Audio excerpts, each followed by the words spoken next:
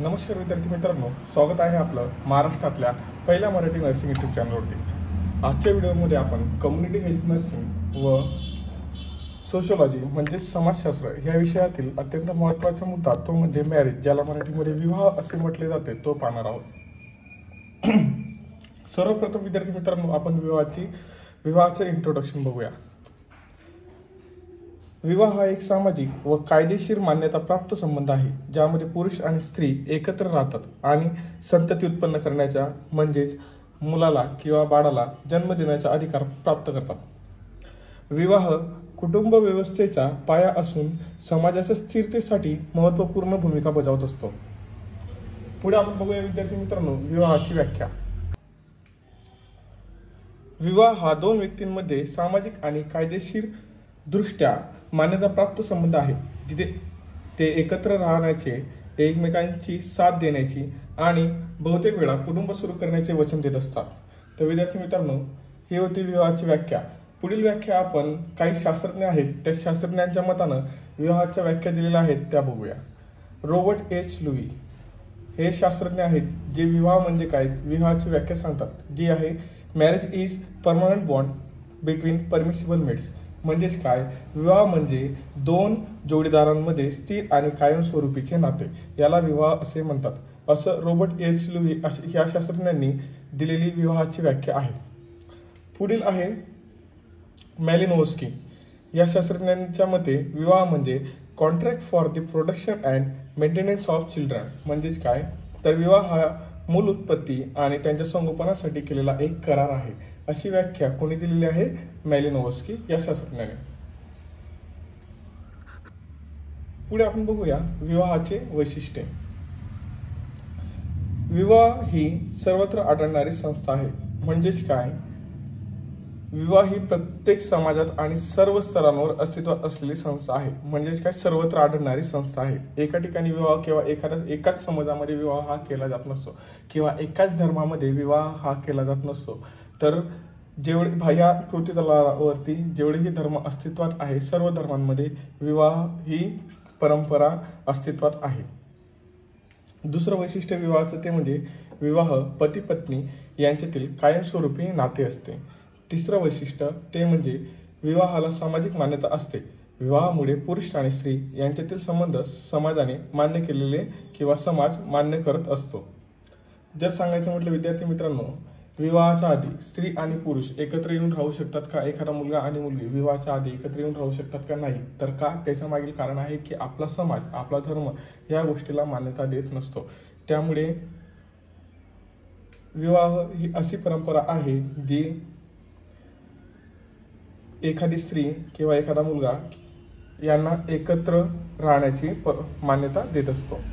पुढे आपण चौथं वैशिष्ट्य बघूया, विवाहामुळे चौथं वैशिष्ट्य ते म्हणजे विवाहामुळे मुलं जन्माला येतात आणि त्यांचे संगोपन होते, ज्यामुळे कुटुंबाची स्थापना होते। पाचवं वैशिष्ट्य ते म्हणजे विवाहामुळे पती पत्नीमध्ये परस्पर जबाबदाऱ्या निर्माण होतात। विवाह हा काही सामाजिक आणि धार्मिक विधींशी संबंधित असतो। तर विद्यार्थी मित्रांनो, आपण आता बघितलं विवाहाचा परिचय, विवाहाची व्याख्या, विवाहाचे वैशिष्ट्ये। जर बघायला गेलो तर सदरील प्रश्न तुम्हाला परीक्षेमध्ये हा 15 मार्कासाठी विचारला जाऊ शकतो, ज्यामध्ये विवाहाची व्याख्या लिहा, विवाहाचे प्रकार लिहा, विवाहाची वैशिष्ट्ये लिहा, असे प्रश्न तुम्हाला विचारले जाऊ शकतात। कुठल्या सब्जेक्टमध्ये, तर कम्युनिटी हेल्थ नर्सिंग ह्या विषयामध्ये आणि सोशोलॉजी म्हणजे समाजशास्त्र ह्या विषयामध्ये सदरील टॉपिक हा विचारला जात असतो। विद्यार्थी मित्रांनो, आता आपण बघूया विवाहाचे कार्य म्हणजेच काय, फंक्शन्स ऑफ मॅरेज किंवा विवाहाचे फायदे, बेनिफिट्स ऑफ मॅरेज, दोघंही एकत्र आहेत। पहिला विवाहाचा फायदा असतो तो म्हणजे स्थिर नाते आणि स्थानिक आधार। विवाह पती पत्नीमध्ये कायमस्वरूपी नाते निर्माण करतो आणि त्यांना मानसिक व भावनिक आधार देण्याचे कार्य हा विवाह करत असतो। दुसरं विवाहाचं कार्य आहे ते म्हणजे आर्थिक सहकार्य। विवाहामुळे पती पत्नी एकत्र येऊन कुटुंब चालवतात, आर्थिक जबाबदाऱ्या वाटून घेतात आणि परस्पर सहकार्य करतात। तिसरं महत्त्वाचं कार्य आहे ते म्हणजे सामाजिक आणि सांस्कृतिक परंपरांना पुढे चालवणारा मार्ग।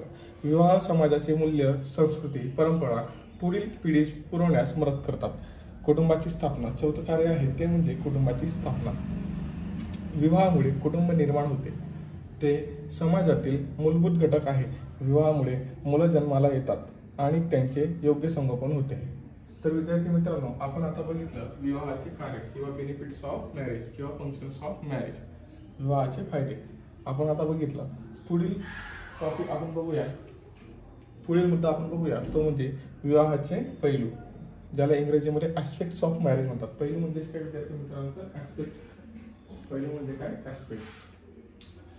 एकूण 2 पैलू आहेत, ते म्हणजे कायदेशीर दृष्टिकोन आणि दुसरा आहे धार्मिक दृष्टिकोन.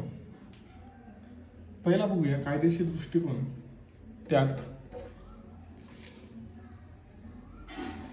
कायद्याच्या दृष्टीने विवाह हा एक करार म्हणजेच कॉन्ट्रॅक्ट आहे, ज्यामध्ये पती पत्नींना परस्पर हक्क आणि जबाबदाऱ्या असतात. हा होता कायदेशीर दृष्टिकोन. कशाबद्दलचा, तर विवाहाबद्दलचा. दुसरा आपण बघूया तो म्हणजे धार्मिक दृष्टिकोन. कशाचा, विवाहाचा. धर्माच्या दृष्टीने विवाह हा एक पवित्र संस्कार म्हणजेच काय, रिच्युअल आहे,